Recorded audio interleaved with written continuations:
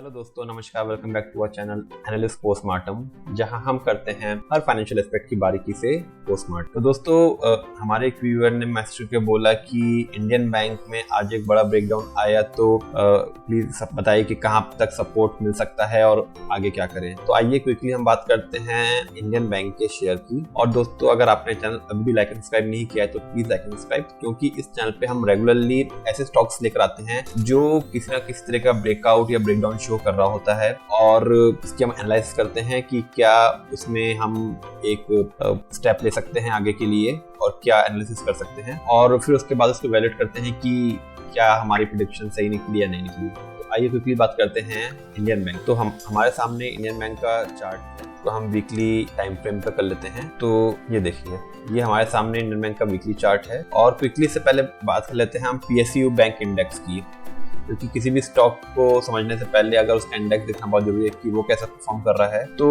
PSU index एक दिसंबर 2010 में उसने एक पीक बनाया था जो था करीब 5300 करीब का, इसको हम मार्क कर लेते हैं। 5300 का उसने एक पीक बनाया था, और उसके बाद PSU इंडेक्स परफॉर्म नहीं कर पाया। जैसे हमें मालूम है PSU बैंक्स में बहुत ज्यादा NPS थे 2020 तक, तो देखिए इंडेक्स नीचे गिरता रहा और ये 1100 तक आ गया। और उसके बाद PSU बैंक्स ने एक बहुत अच्छी रैली दिखाई। उनके NPS जो थे, नॉन परफॉर्मिंग एसेट्स थे, वो बहुत अच्छे से रिकवर किया उन्होंने, बैंकों ने, गवर्नमेंट ने भी काफी सपोर्ट किया उसमें। तो इंडेक्स बहुत अच्छे से बढ़ा, और सी अकॉर्डिंगली हमारे स्टॉक्स भी PSU बैंक्स काफी अच्छे बढ़े। तो उसमें एक उसका हाई था 4400, जो उसका एक इम्पोर्टेंट रेजिस्टेंस था। देखिए यहाँ पे उसको यहाँ ब्रेक किया, फिर सस्टेन किया, नीचे कंसोलिडेशन हुआ, और फिर उसके बाद फिर दोबारा से अच्छा एक बहुत अच्छा पैटर्न, जिसको हम अगर देखें तो ये एक cup and handle pattern type का पैटर्न बना के, जो यहाँ से स्टार्ट हुआ कप, देखिए ये एक सर्कुलर कप बना और ये इसका एक स्मॉल नीचे हैंडल। तो अगर इसका हाफ शेप देखें तो कप एंड हैंडल पैटर्न बना इसमें, तो बहुत अच्छा इंडिकेटर होता है ये। और उसके बाद फिर इंडेक्स ने एक हाई लगाया जो उसका पिछला ऑल टाइम हाई था, जो 5300 जो 2010 में हुआ था, वहां तक गया। और सिमिलर पैटर्न में देखिए नीचे आया कंसोलिडेशन करता हुआ, अब वहां पे सस्टेन करते हुए अच्छे से रिकवरी की, एक और आगे बढ़ रहा है। अब इसमें इंपॉर्टेंट पैरामीटर क्या है, 5300 एक बहुत बड़ा रेजिस्टेंस है, जिसमें एक बार वो टच करके अब कंसोलिडेशन हो रहा है। और जब ये 5300 ब्रेक करेगा तो उसके बाद PSU बैंक्स एक नई हाइट की तरफ मूव करेंगे, और वैसे ही इंडेक्स मूव करेगा। तो ये हो रहा है इंडेक्स में, तो बहुत अच्छा। और नीचे में 4500 का एक सपोर्ट है, बहुत अच्छा। तो बहुत ही अच्छे लेवल्स पे है, और ब्रेकआउट जैसे ही रेजिस्टेंस पार करेगा 5300, तो एक अच्छे न्यू हाइस की तरफ मूव करेगा। तो इंडेक्स बहुत अच्छा मूव कर रहा है। अब आइए बात करते हैं इंडियन बैंक में। इंडियन बैंक में आज क्या हुआ, इंडियन बैंक आज करीब देखें तो ये देखिए 5.5% आज ब्रेकडाउन हुआ। गिर तो देखिए काफी टाइम से रहा था, ये ऑलमोस्ट 15 नवंबर से लगातार गिरा था डेली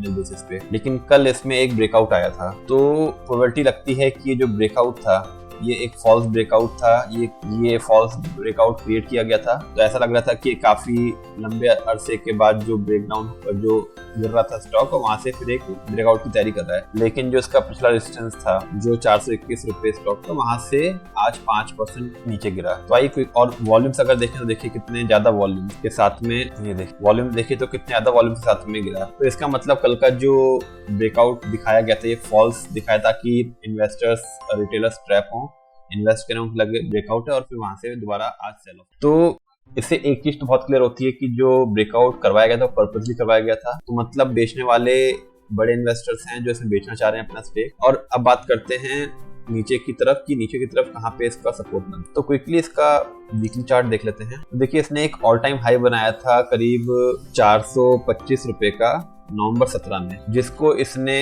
वही similar cup and handle pattern, देखिए सिमिलर उस पैटर्न पे आके काफी टाइम सस्टेन किया। तो 25 सितंबर, इनफैक्ट 18 सितंबर से लेके 13 नवंबर तक करीब 2 महीने इसने उसी लेवल पे जो इसका ऑल टाइम हाई था 427 रुपए, वहां पे कंसोलिडेट किया। अब उसके बाद उम्मीद थी कि कंसोलिडेशन के बाद ये हो सकता है ब्रेकआउट दे और एक नई हाइस की तरफ मूव करे, लेकिन पिछले 2 वीक से इसमें कंटिन्यूसली एक ब्रेकडाउन आ रहा है और आज तो हमने देखा 5.5% का ब्रेकडाउन। अब इसमें बात करना है कि कहाँ पे इसके इंपॉर्टेंट सपोर्ट है, कहाँ तक नीचे जा सकता है। तो देखिए एक ये लेवल था नीचे की तरफ जहाँ पे इसने एक अच्छा कंसोलिडेशन किया था और वहां से ब्रेकआउट की तैयारी करी थी, जो लेवल था 376 रुपीज का। तो 376 रुपीज इसका एक इमीडिएट सपोर्ट रहेगा। और अगर आप नीचे की तरफ देखेंगे तो एक रेजिस्टेंस लाइन थी जो चल रही थी Feb 21 से, जिसमें इसने Feb 21 में, दिसंबर 22 में, मई 23 में इसको रेजिस्टेंस का काम किया और फिर जब ब्रेकआउट हुआ अगस्त 23 में, उसके बाद सपोर्ट की तरह काम हुआ। तो ये भी एक सपोर्ट लाइन इसके नीचे इमीडिएटली है जो आ रही है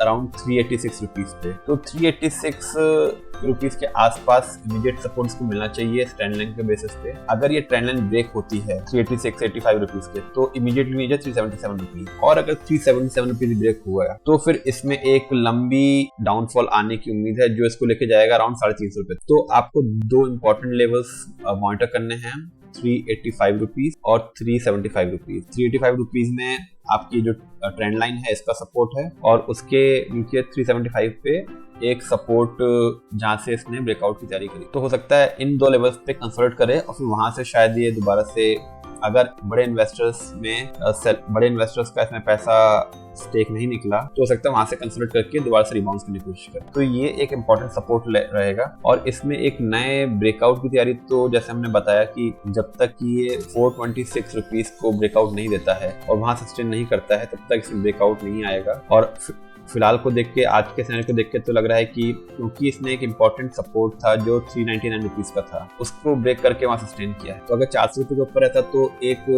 उम्मीद थी कि 400 रुपए के ऊपर सस्टेन करके फिर से रिवर्स हो जाएगा, लेकिन क्योंकि आज इसने एक ब्रेकडाउन दिया है 400 रुपए के, जो इसका एक इमीडिएट सपोर्ट था यहाँ पे। तो अब देखना है कि कल के ट्रेडिंग सेशन में क्या होता है। अगर नीचे की तरफ ये 385 और 375 के आसपास जाके रिवर्स देता है तो हमें मॉनिटर करना है, परचेज नहीं करना है। परचेज करना है ओनली अबव 426, वहीं से हमारा ब्रेकआउट कंफर्मेशन होएगा। और अगर किसी भी हाल में 375 ब्रेक करता है तो फिर आप नीचे इसको 350 तक के लेवल पे के लिए देख सकते हैं जाएगा ये। तो अगर आप शॉर्ट सेलर हैं तो 375 के नीचे आप शॉर्ट सेलिंग कर सकते हैं फॉर टारगेट ऑफ 350। और अगर आप परचेजर हैं तो आप एक 375 पे एक पार्शियल इन्वेस्टमेंट और 350 पे एक पार्शियल इन्वेस्टमेंट कर सकते हैं। स्टॉक बहुत बढ़िया है, बहुत ही सस्ते वैल्यूएशन पे है, 7 के पी पे अवेलेबल है। और जैसे मैं बात करी कि जैसे PSU इंडेक्स ब्रेकआउट दिखाएगा, ये भी दिखाएंगे। एक खतरा बस बढ़ रहा है PSU बैंक्स में कि इनके NPS जो लग रहे थे काफी कम आ रहे हैं, वो पिछले 2 क्वार्टर्स में थोड़े से